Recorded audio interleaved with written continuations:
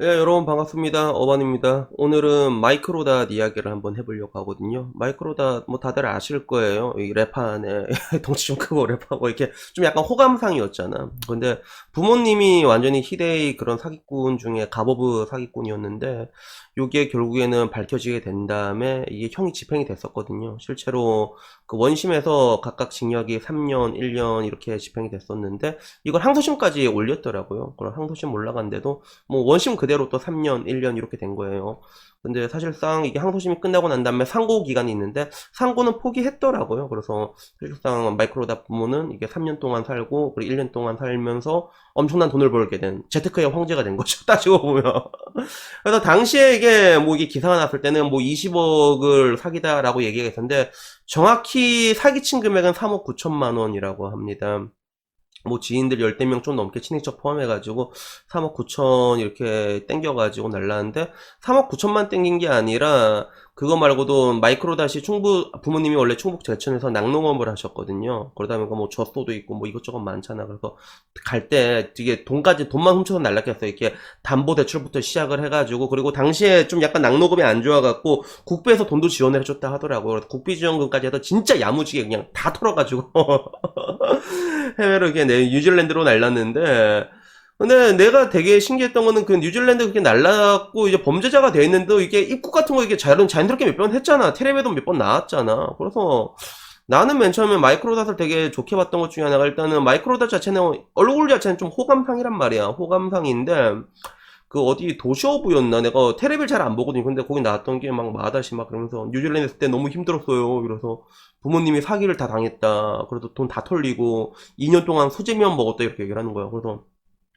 뭐 사실 저는 뭐 밀가루 음식 진짜 존나 좋아해가지고 뭐 2년 동안 뭐 라면 먹고 수제 먹고 잘 살았을 것 같긴 한데 그래서 되게 힘들게 이렇게 커온 것처럼 이렇게 뭐 이미지 각본을 썼는데 뭐 결국엔 다 구라로 밝혀진 거잖아요. 이렇게 다 털어먹고 날랐고 이게 말이 이게 3억 9천이지 말이 4억이지 당시 압구정 음마아파트가 2억이었다 하더라고요. 지금 음마아파트 얼마야 그 다 떨어져가는 아파트. 그래서 난 그게 왜 그렇게 비싼지 아직도 이해 안 되는데 이게 아직도 그 압구정이 그런 뭔가 그런 상징이잖아요. 음마 아파트 자체가 그 1음마, 2음마 그런 기준이 있거든. 순댓국처럼 약간 그런 게 있는데 그만큼 엄청나게 그렇게 땡겨서 도망갔는데 그 사람들이 결국에는 이제 잡힌 거죠.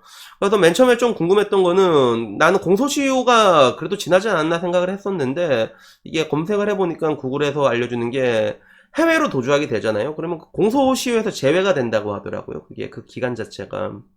그래서 결국에는 또 나갔다가 또 입국하러 또 들어온 거야. 그래서 그때 잡혀갔거든요. 근데 잡혀갔을 때 그 피해가 참 이게 인터뷰했을 때 가관이었던 게 IMF라서 어쩔 수가 없었다라는 그런 공색한 변명을 부모님이 하셨다 하더라고요.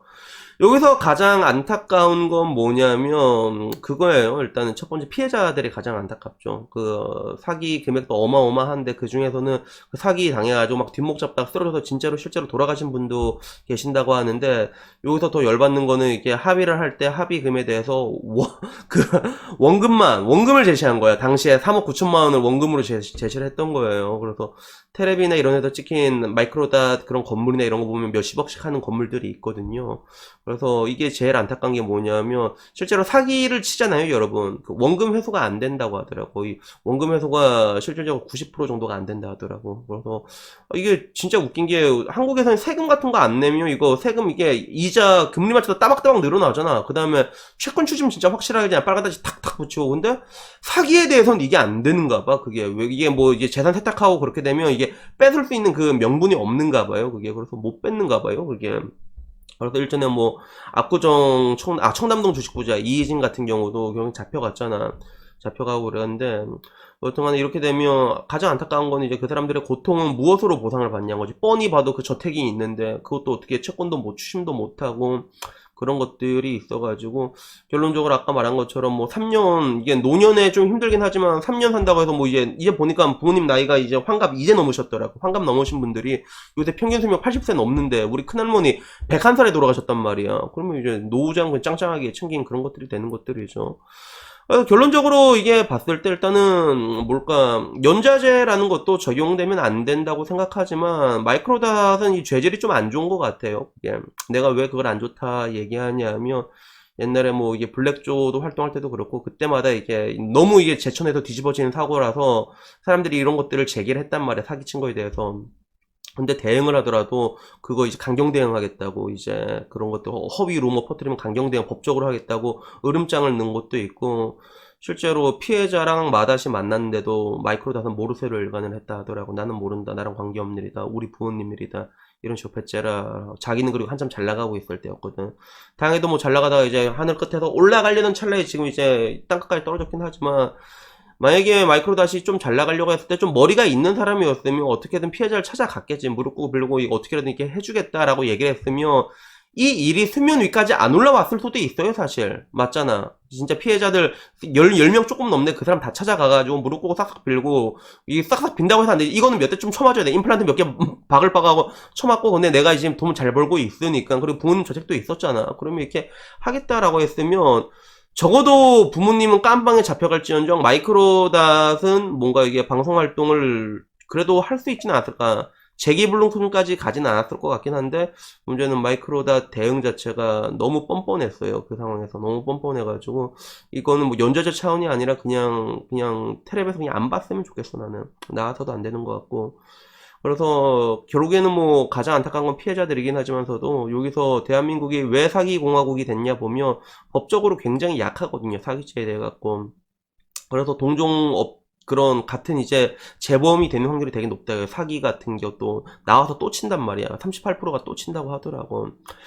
그 일전에 제가 그 뉴스를 하나 본 게 있는데 베트남에서 그 취업 사기를 쳤다고 해요. 취업 사기 베트남 내에서. 그래서 어떻게 보면 취업 사기 어떤 뭐 삼성을 보내줬나 박리네? 그건 모르겠고 그 약간 그런 거지. 대한민국에서 따지면 이런 류의 사기는 많거든요. 한국 내에서도 저희는 울산 사니까 그런 게 있는데 그, 예, 넣어주는 거예요. 노조의 뒷돈 같은 걸 좀 찔러주면, 이게 좋은데 자리 나오면 이렇게 넣어준 거야. 뭐, 예를 들어, 현대차로 하면 현대차 뭐 1차 밴드 이런 자리 있잖아요. 그래서, 울산에는 뭐, 항운 노조도 그렇고, 노조 힘센 데가 존나 많거든. 그래서 거긴 노조장 좀 힘든 사람들 찔러주면, 그런데, 그때 우리 때는 얼마였더라? 3천인가 4천이었나? 주면 찔러준다는 거. 그래서, 나는 우리 아버지가 한번 얘기해서, 우리 아버지가, 너 거기나 들어갈래? 이래서 이게 한번 넣어준다고 아빠 넣어주겠다 했는데, 그래서 그게 또 되게 신기한 게 그 현대차 이런 데서는 그게 직업이 세습이 되는 게 있거든요. 세습 같은 게 뭐냐면 라인이고 뭐고 위치 좋잖아 이게. 그래서 뭐 일도 그렇게 어려운 일은 아니란 말이야. 나도 해봐서 안단 말이야. 근데 돈은 되게 많이 줘요.